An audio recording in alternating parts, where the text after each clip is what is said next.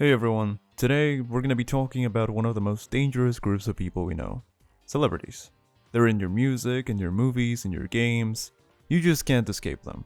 Every day we are fed everything about their lives on social media, talk shows, interviews, reality shows, and even the news. Oh, sorry, hold on. We interrupt this report with some breaking news. A celebrity has been spotted buying groceries at Costco. Okay. Can I respectfully get a pog emote on our socials? Okay. In other news, a funny cat has taken. Anyway, what I'm saying is that the investment in celebrities is already high enough as it is. You'll see headlines from absolutely anything they do.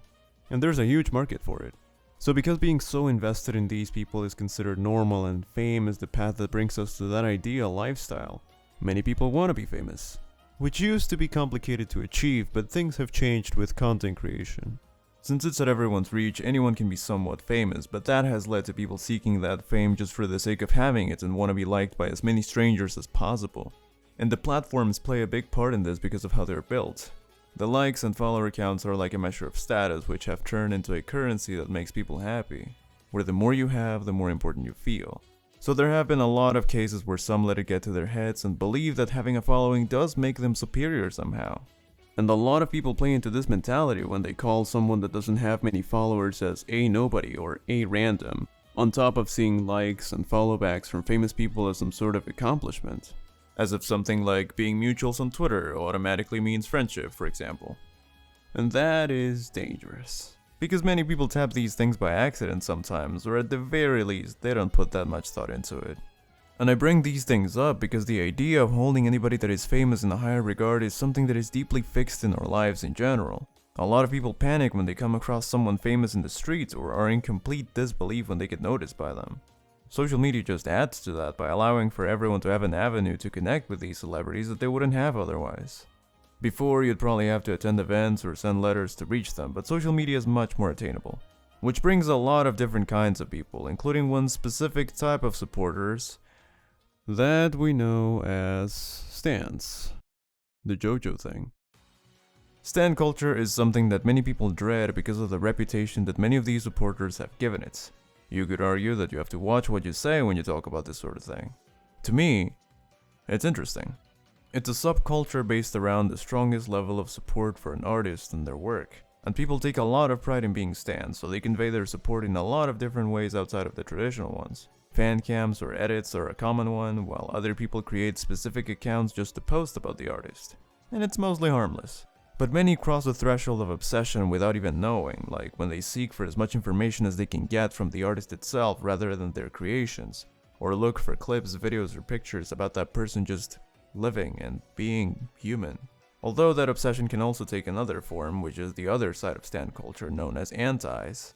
The ones whose obsession is purely with negative feelings like hatred or disgust.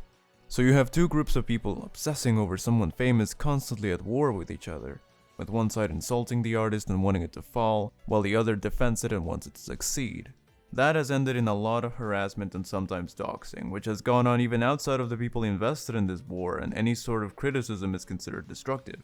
So when an artist makes a genuine mistake, many stans try to justify it as much as they can to keep holding on to the perfect image they've created.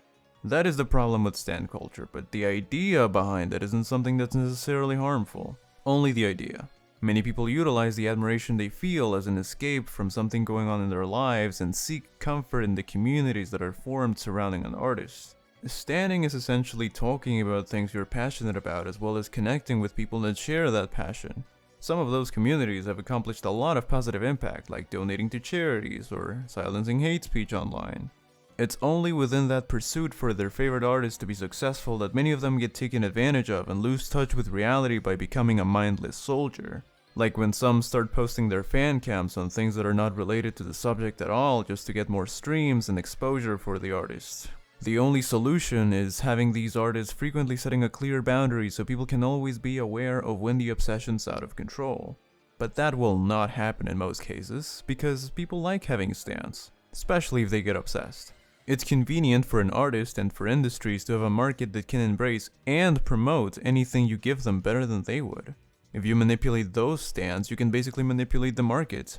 Then you have the question on whether success as an artist has become about how easily people can obsess over you instead of how good your work actually is. But again, Being a follower and an active supporter of someone is fine if you can embrace that this person just makes stuff that you enjoy. It's very easy to idolize people that you only know what the most polished version of themselves is like. Celebrities have so many filters that you will never know what their true selves really are. The only reason why famous creators get in trouble more often than regular celebrities is that they don't have as many of those filters. Even I could be doing stupid things outside of these videos. Like, I could be evil for all you know, I could be pushing grandmas down the stairs or something. I'm not saying everyone should be assumed to be terrible either. It's more about keeping in mind that no one is worthy of idolization. It doesn't matter if it's the most good-looking, wholesome, friendly creator, movie star, singer, whatever. No one should be idolized. Absolutely no one. Don't stan people if it means you're gonna blindly support everyone and obsess with a manufactured image of them. Content creator Alejandro has declared war on idols and their communities in the entertainment industry. When asked for comment, he had this to say.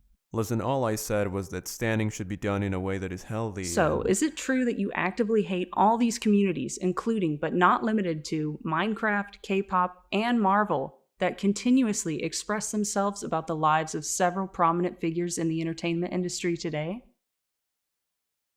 I didn't really... Okay, thank you. Wait, hold... Upon the denial of the statements, we reached out to an anonymous source that claimed to have information regarding them. He's always talking about parasocial relationships. And like, we get it, Alejandro. You've talked about this. And when he says, Hey Jay, what's up? I'm on the news. What does that mean? I'm on call with the news. Okay, It's about that stand culture thing you said.